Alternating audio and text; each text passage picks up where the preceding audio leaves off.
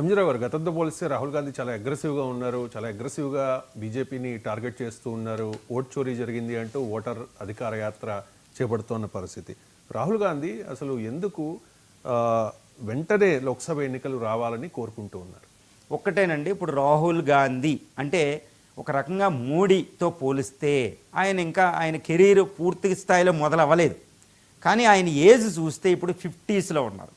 ఇప్పుడు మోడీ వయసు చూస్తే 80ల్లో 70ల్లోకి వచ్చేసారు. 75 దాటిపోయినాయి, 75కి వచ్చేసింది. 80 ఉన్నారు. ఈయన 60ల్లో ఉన్నారు, అంటే 50-60 మధ్యలో 50ల్లో ఉన్నారు. సో ఒక రకంగా చెప్పాలంటే ఆయన యంగెస్ట్ లీడర్ అని చెప్పుకోవచ్చు ఈ విషయంలో. కాబట్టి ఆయనకి ఇంకా చాలా ఫ్యూచర్ ఉంది. సో ఇప్పటికీ కూడా గత ఎన్నికలు ఫేస్ చేస్తూ అపజయాలు వచ్చినా చాలా దిట్టమైన అనుభవం సంపాదించుకుని ఉన్నారన్నమాట. సో మోడీకి జరగబోయే ఎన్నికలే లాస్ట్, కానీ రాహుల్ గాంధీకి అలా కాదు. కాబట్టి ఈ విషయంలో రాహుల్ గాంధీ ఒక సుస్పష్టంగా ఉన్నారన్నమాట. నేను చాలా వర్క్ చేశాను కాబట్టి ఇది రిజల్ట్ వచ్చే సమయం అనేది ఒకటి వెళ్తున్నారు. అది కాన్ఫిడెన్స్ ఒకటి గుర్తుపెట్టుకోవాలి.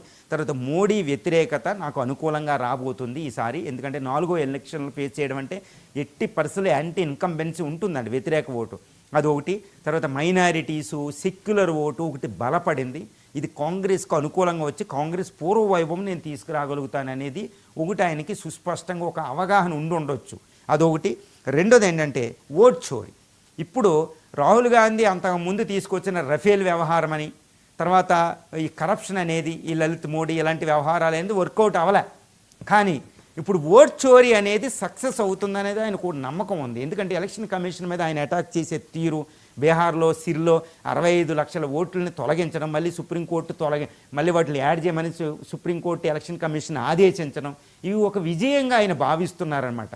కాబట్టి ఇప్పుడు బీహార్లో 65 లక్షల ఓట్లు యాడ్ అయినాయి అంటే వాళ్ళ మైనారిటీ, ఆయన ఒకటే చెప్తున్నారు, మైనారిటీస్లో బీసీలో పూర్ ఓటర్లే తొలగించారు, వీళ్ళంతా Congress secular parties vote bank, కాబట్టి ఇది మా ఓట్లను దొంగిలించడం లాంటిదని ఆయన తీసుకొస్తున్నారు. ఇప్పుడు ఆయనకి 1300 కిలోమీటర్ల పాటు ఆయన నిర్వహిస్తున్న ఓటర్ అధికార యాత్ర చాలా సక్సెస్ అవుతుంది. అక్కడికి ఇండియా గ్రూపులో ఉన్న స్టాలిన్, అదేవిధంగా ఇండియా గ్రూప్లో ఉన్న మిగిలిన నేతలందరూ అక్కడికి వెళ్ళడం మనకు చూస్తున్న, ఇంక్లూడ్ శరద్ పవార్ ఇలాంతా టీఎంసీ కూడా అక్కడ వస్తుంది.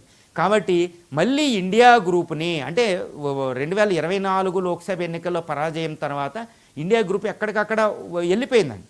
కానీ ఇప్పుడు మళ్ళీ అదే ఇండియా గ్రూప్ ఓట్ చోరీ అనే ఒక నినాదం వెనకాల, ఒక అద్భుతమైన నినాదం అనుకుంటుంది, ఆ నినాదం వెనకాల మళ్ళీ వాళ్ళు యూనిటీ వచ్చింది. కాబట్టి కాంగ్రెస్ బలంగా ఉంది, ఇది ఉంది.